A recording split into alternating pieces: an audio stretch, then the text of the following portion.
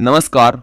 मैं हूं प्रकाश अग्रवाल। उत्तर प्रदेश कानपुर के पास कल्याणपुर नाम का एक छोटा सा हमारा टाउन है, वहां रहता हूं मैं और मेरी उम्र है 37 साल।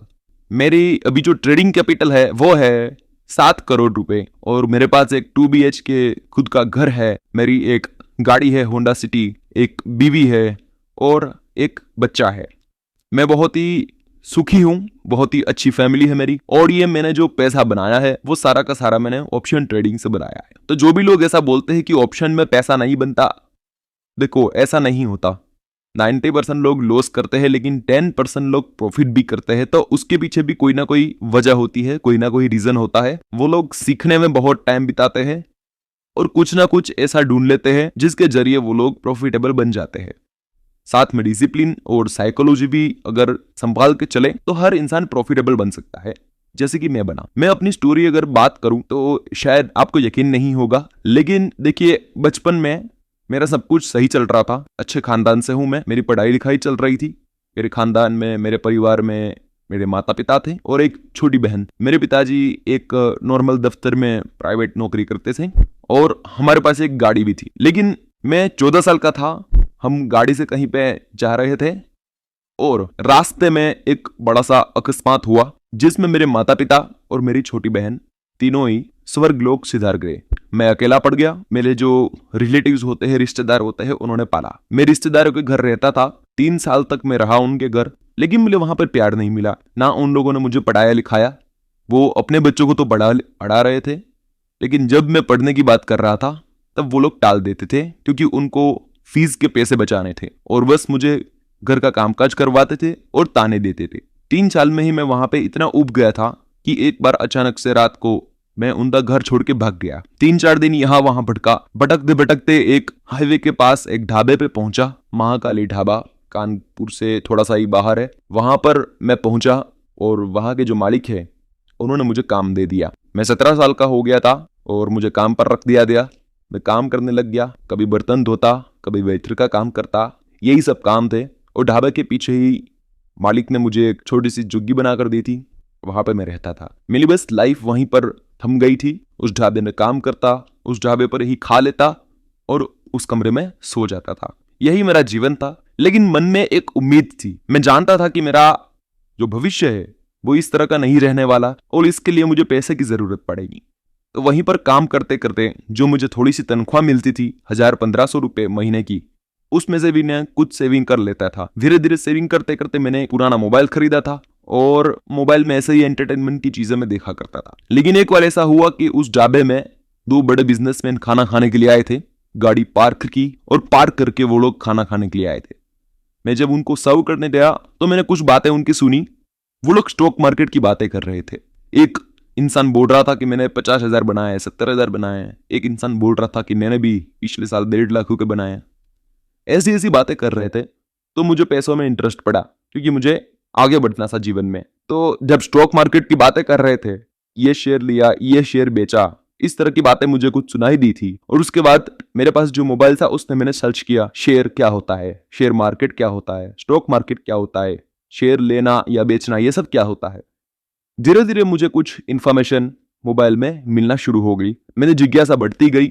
मैं और इंफॉर्मेशन उसमें से निकालता गया। देखिए, जब आप कुछ करना चाहते हो तब आपको रास्ता कहीं ना कहीं से मिल जाएगा और अगर आप कुछ नहीं करना चाहते हो तो आपको बहाना मिल जाएगा। मैं कुछ करना चाहता था तो मुझे कहीं ना कहीं से रास्ता मिल गया। वो 2 इंसान उस ढाबे में आए, उनके पास से मुझे स्टॉक मार्केट के बारे में जानकारी मिली और मेरे पास जो मोबाइल था उसमें मुझे स्टॉक मार्केट की ज्यादा जानकारी मिली। मेरा इंटरेस्ट बढ़ता गया, मेरी स्टडी बढ़ती गई। दिन में ढाबे में काम करता था, रात को उस झुग्गी में बैठ के मैं मोबाइल में शेयर मार्केट के बारे में सीखा करता था। फिर जब मेरा कॉन्फिडेंस बढ़ा और मेरी उम्र हो गई थी 19 साल, तब जाके मैंने अपना पैन कार्ड और सब निकलवाया और फिर मैंने एक डीमैट अकाउंट खुलवाया। डीमैट अकाउंट खुलवाने के बाद मेरे शेयर मार्केट में कुछ स्टॉक खरीदा, कुछ बेचा। ऐसे ऐसे करते करते कभी कभी मैं प्रॉफिट बना लेता था। मुझे कुछ नहीं पता था कि आगे क्या होने वाला है। मुझे लग रहा था कि इसी तरह से धीरे धीरे आगे बढ़ूंगा और कभी ना कभी 40 साल, 45 साल या कभी ना कभी मैं यहां से बाहर निकलूंगा, खुद का घर खरीदूंगा। ये सारे सपने में बुनने लगा था। फिर एक बार ऐसा हुआ कि मैंने कोई स्टॉक खरीदा था किसी ने बताया था मुझे कि ये स्टॉक खरीद ले, इसमें अपर सर्किट लगेगी। तो मैंने जितना भी पैसा था वो सारा उस स्टॉक में लगा दिया जिसमें अपर सर्किट रोज लगती थी। मैंने स्टॉक खरीदा, उसके बाद लगातार 4 दिन वो 10% की सर्किट लगने लगी। लेकिन मैं उसको बुक करता उसके पहले 5वें दिन से ऐसा हुआ कि उसमें लोअर सर्किट लगने लगी और मैं उसमें से एग्जिट नहीं कर पाया, क्योंकि लोअर सर्किट लगती है तो कोई बायर नहीं होता और आप स्टॉक को सेल नहीं कर सकते। तो मैं उसमें से निकल नहीं पाया और वो जो मेरी 2 लाख की कैपिटल थी वो फिर से वो 70,000 तक आ गई। और उसके बाद एक बार ऐसा हुआ कि लोअर सर्किट खुली और मैंने सब कुछ बेच दिया, तो मेरे पास 70,000 रुपये बचे थे। मुझे बहुत बुरा लगा। मुझे लगा कि बहुत मुश्किल से कैपिटल जमा की थी वो सारी किसी के कहने से मैंने उड़ा दी। उस दिन मैं बहुत रोया था, अपनी जुग्गी में पूरी रात रोता रहा अकेला और बिल्कुल सोया नहीं था, ना मैंने कुछ खाया था। लेकिन अंदर से एक आवाज थी, एक जुनून था और एक गुस्सा भी था कि जिस शेयर मार्केट ने मेरे से पैसे लिया है वही शेयर मार्केट मुझे पैसे देगा, क्योंकि उसी ने लिया है वही मुझे देगा और कोई जरिया मेरे पास था नहीं। और जब मैंने ये सोचा कि वही मुझे पैसा देगा तो मेरे पास एक तरीका बचता था सीखने का। मैंने और जोर लगा के सीखना शुरू किया और मुझे पता चला ऑप्शन के बारे में, क्योंकि जब आप YouTube में सर्च करते रहते हो स्टॉक मार्केट के बारे में तो धीरे धीरे स्टॉक मार्केट के दूसरे वीडियोस भी आपको सजेस्ट होने शुरू हो जाते हैं। जब ये टाइम आया तब तक मैं हो चुका था 23 साल का। स्टॉक मार्केट में जब ऑप्शन मेरे सामने आया तो मुझे लगा कि ये चीज मुझे बहुत जल्दी से अमीर बना सकती है और मुझे जल्दी से इस ढाबले में से निकाल सकती है और मुझे अच्छी लाइफ दे सकती है। मैंने ऑप्शन में ट्रेडिंग करना शुरू किया। उसमें भी 2 दिन पैसे बने। पहले दिन 3,000, दूसरे दिन 4,000। मुझे लगा कि ये मेरी किस्मत की चाबी खोलने वाला है, मैं इसी से अमीर बनूंगा, इसी से मैं बाहर निकलूंगा। लेकिन हुआ कुछ ऐसा कि तीसरे दिन 50% कैपिटल फिर से चली गई और मेरे पास अब बचा था सिर्फ 40,000 रुपये। 40,000 रुपये के साथ मैं बड़े सपने के साथ उस टूटी हुई झुग्गी में, और 2-3 दिन मैंने कुछ नहीं किया, ना शेयर मार्केट देखा, ना किसी से बात की। लेकिन मन ही मन वही जुनून मुझे बार बार कहता रहा कि तू कर सकता है, तू कर सकता है और शेयर मार्केट ही तुझे यहां से बाहर निकालेगा। मैं करता रहा और उसके बाद मैंने एक चीज सीखी कि ऑप्शन ट्रेडिंग आपको अमीर तो बना सकता है, लेकिन ऑप्शन ट्रेडिंग में आपको ऐसा कुछ ढूंढना पड़ेगा, ऐसा कुछ निकालना पड़ेगा जो बिल्कुल रिस्क फ्री हो, यानी कि प्रॉफिट आए तो बड़ा आए और लॉस जाए तो बहुत छोटा सा लॉस जाए। सोचते सोचते मुझे एक बार ऐसा तरीका सूझा कि क्यों ना हम पहले एक ही लोट से शुरुआत करें और जब वो आगे बढ़ जाए, प्रॉफिट में चला जाए ट्रेड, तब दूसरा लोट हम एंटर करें। जिससे क्या हो जाएगा कि आपकी जो बाइंग प्राइस है वो एवरेज में चली जाएगी।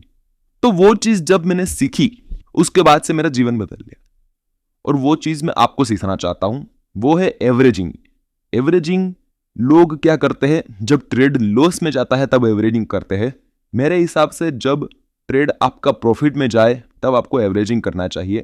समझ लो कि आपकी कैपेसिटी है 10 लॉट से ट्रेड करने की। एक एग्जांपल लेते हैं कि शुरू में जब प्राइस 100 पर हो तब आप सिर्फ 2 लॉट से ट्रेड करो, उसका स्टॉप लॉस लगाओ 90 रुपए, ठीक है। तो आपका रिस्क रहा सिर्फ 2 लॉट का और वो भी सिर्फ 10 रुपए। अगर वो वापस चला जाता है, स्टॉप लॉस हिट हो जाता है तो लॉस ले लो। अगर वो ऊपर जाता है, समझ लो कि वो 100 का चला गया 130 रुपए, तब आप दूसरे 2 लॉट एंटर करो, ठीक है। तो आपका एवरेज बाइंग प्राइस आएगा 115 रुपए और आपका ट्रेलिंग स्टॉप लॉस आप लगा दो 117 रुपए पे। एवरेज बाइंग प्राइस से थोड़ा सा ऊपर आपका ट्रेलिंग स्टॉप लॉस लगाना है आपको। तो उससे क्या होगा कि अगर मार्केट रिवर्स भी आता है तो आपको 117 पे चारों के चारे लॉट आपको निकाल देने हैं और आप फिर भी प्रॉफिट में ही एग्जिट करोगे।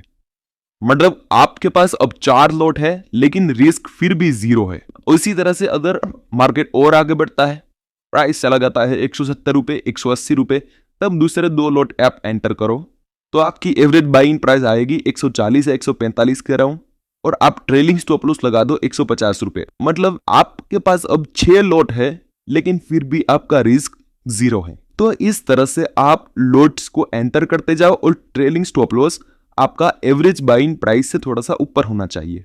उसके बाद आप रिलैक्स होकर बैठो और मार्केट को फिर से आगे बढ़ने का टाइम दो। इस तरह से आप ऑप्शन बाइंग में, वो भी नेकर ऑप्शन बाइंग करके, बिल्कुल रिस्क फ्री रहकर ट्रेडिंग कर सकते हो। मेरे हिसाब से ये स्ट्रेटेजी शायद बहुत कम लोगों को पता है। प्रॉफिटेबल ट्रेडर्स यही स्ट्रेटेजी यूज करते हैं। कुछ लोग स्टॉक में भी ये स्ट्रेटेजी यूज करते हैं और ये बहुत ही प्रॉफिटेबल स्ट्रेटेजी है। तो यही स्ट्रेटेजी है जिसकी वजह से आज मैं यहां पर पहुंचा हूं, मैंने इतनी कैपिटल बनाई है और मैं इतनी अच्छी लाइफ जी रहा हूं। ये स्ट्रेटेजी मुझे मिली उस बात को आज 10 साल कंप्लीट हो चुके हैं। 27 साल की उम्र से मैंने ये स्ट्रेटेजी यूज करना शुरू किया था और ट्रेड तभी लेता था जब मुझे एकदम क्लियर ब्रेकआउट या ब्रेकडाउन मिलता था। उसके अलावा मैं ट्रेड नहीं लेता हूं, ताकि मेरा जो स्टॉप लॉस हिट होने की जो चांसेस है वो भी बहुत कम हो जाते हैं। तो बस यही जर्नी मैं आपको बताना चाहता था और यही एक स्ट्रेटेजी मैं आपको समझाना चाहता था। मैं उम्मीद करता हूं कि अगर आप ऑप्शन बायर हो तो इसी तरह से आगे बढ़ो, जिसमें आपका लॉस बहुत ही कम हो जाता है और प्रॉफिट करने के चांसेस आपके ज्यादा हो जाते हैं। तो बस इतना ही मुझे इस चैनल के माध्यम से आपको बताना था। Thank you so much.